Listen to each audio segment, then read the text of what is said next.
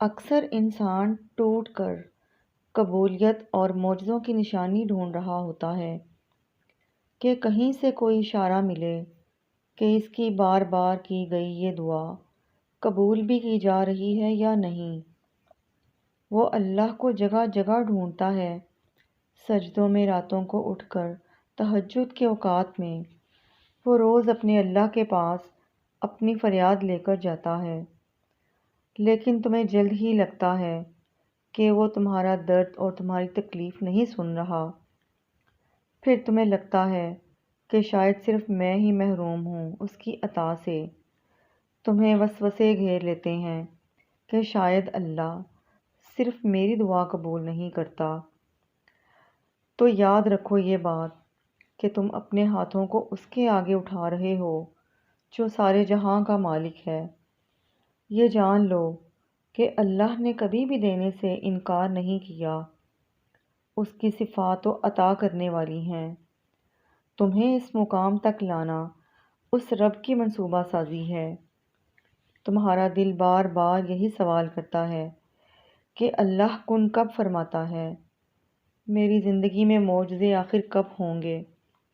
تو جان لو یہ بات کہ اللہ کے معجزے بھی تمہارے منتظر ہیں، جب تم ممکن ناممکن کے وسوسوں کو بہت پیچھے چھوڑ کر اپنے رب پر اندھا یقین کر لیتے ہو۔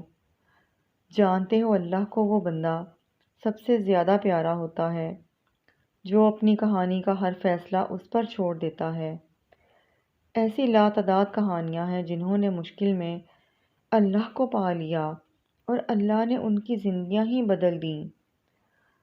تم جانتے ہو کہ جب انسان اپنے رب کو پانے کا سفر شروع کر دیتا ہے نا، تو اللہ اس کا سفر اتنا ہموار کر دیتا ہے کہ عقل حیران رہ جائے۔ ہم انسان یہ کیوں بھول جاتے ہیں کہ اللہ ہمارا خالق ہے؟ ہم مشکلات میں گر کر ہی کیوں اللہ کو یاد کرتے ہیں؟ اگر تم اللہ کو اپنی زندگی میں شامل رکھو گے تو اللہ تمہیں کبھی نہیں بھولے گا۔ میرا اللہ فرماتا ہے، میں صرف تمہاری بہتری کے لیے دیر کرتا ہوں۔ میں وہ بھی سنتا ہوں جو تمہارے دل میں ہے۔ تم خود کو ہرگز اکیلا نہ سمجھو۔ تم جہاں کہیں بھی ہو، میں تمہارے ساتھ ہوں۔ جانتے ہو ایک چیز مجھے بہت حیران کرتی ہے کہ ہم اکثر یہ تک بھول جاتے ہیں کہ ہم کس کے سامنے جھولی پھیلا رہے ہیں۔ کبھی ہماری دعائیں قبول نہیں ہوتیں۔ یہ مت بھولنا کہ وہ دنیا کا مالک ہے۔ اس کے خزانے میں کبھی بھی آج تک کمی نہیں ہوئی، اور وہ جو کرنا چاہتا ہے صرف کن کہنے پر وہ چیز ہو جاتی ہے۔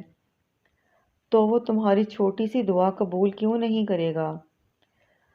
تمہیں جو چاہیے وہ صحیح وقت پر تمہیں نواز دے گا۔ جب تمہیں لگے کہ زندگی کے اندھیرے غار میں کھو گئے ہو، تو وہاں روشنی کی پہلی کرن ہی دعا ہے، اور یہ اتنی خوبصورت اور سکون دینے والی چیز ہے جو بہت آسانی سے معجزوں کے لیے راستے بنا لیتی ہے۔ دعاؤں میں سکون ملنے لگے تو سمجھ لو دعائیں قبول ہونے والی ہیں، کیونکہ ان دعاؤں میں اللہ کی رضا شامل ہوتی ہے، اور معجزے اللہ کے راضی ہو جانے سے ہی ہوتے ہیں۔ ابھی بس تمہاری دعاؤں کا امتحان ہے، پھر کہانیاں پلٹ جایا کرتی ہیں۔ تمہاری زندگی آگے بے شمار معجزات سے بھری ہے۔ اللہ کی رسی کو مضبوطی سے پکڑے رکھنا۔ بے شک ایک صرف وہی ہے خوب سننے والا۔ دلوں کا حال، خیالات کے راز اور ہزاروں ایسی انکہی باتیں۔ یہ تھوڑی الجھن کی ڈور کو صرف دعا اور یقین سے جوڑ لو۔ جب دعا کرتے رہو گے تو یہ ڈور سلجھ کر ان تک جا پہنچے گی۔ وہ تو جانتا ہے، میرا بندہ الجھنے بتائے مجھے، اور مجھ سے بات کر کے سلجھائے اس کو۔ دعا میں تمہارا رابطہ ڈائریکٹ اللہ سے ہوتا ہے۔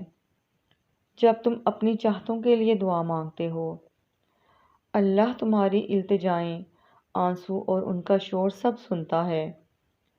تم بس مناتے رہو اپنے اللہ کو کیونکہ ایک وہی تو دے سکتا ہے، اور تمہاری اتنی کوشش اور تڑپ دیکھ کر وہ معجزہ ضرور کرے گا۔